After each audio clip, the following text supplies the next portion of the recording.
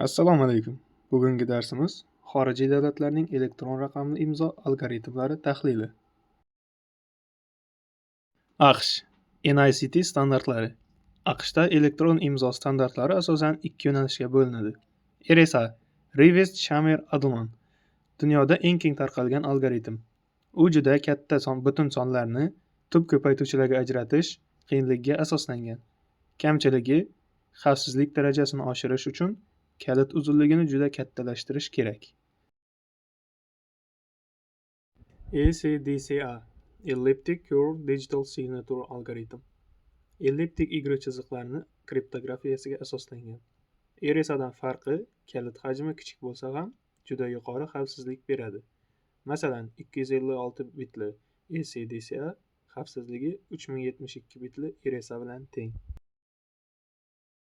Rossiya va MDH GOST standarti. Rossiyada davlat darajasidagi yirik algoritm sifatida GOST R3410-2012 qo'llaniladi. Bu algoritm ham elliptik egri chiziqlardagi diskret logaritmlash muammosiga asoslangan. G'arbiy algoritmlardan asosiy farqi parametrlar va hash funksiyalarining o'ziga xosligida. MDHning ko'pgina davlatlari, jumladan O'zbekiston ham o'z milliy standartlarini aynan shu GOST asosida ishlab chiqqan. Masalan, O'zDST 1106-2009. Yevropa Ittifoqi va ECDSA. Yevropa xavfsizlik va unumdorlikning eng yuqori darajasi sifatida ECDSA Edward Secure Digital Signature Algorithm, xususan ED 255-19 algoritmi mashhur. Bu algoritm matematik jihatdan side channel hujumlariga chidamli qilib loyihalangan. Xitoy SM2 standarti.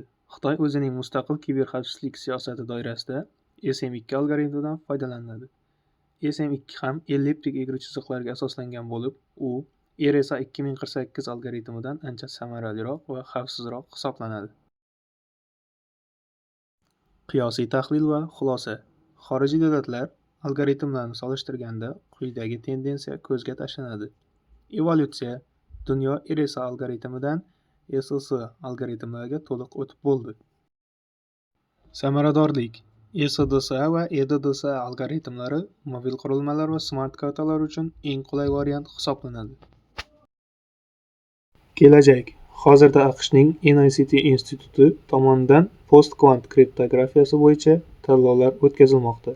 Chunki kelajakda kvant kompyuterlarni yuqoridagi barcha algoritmlarni buzish mumkin.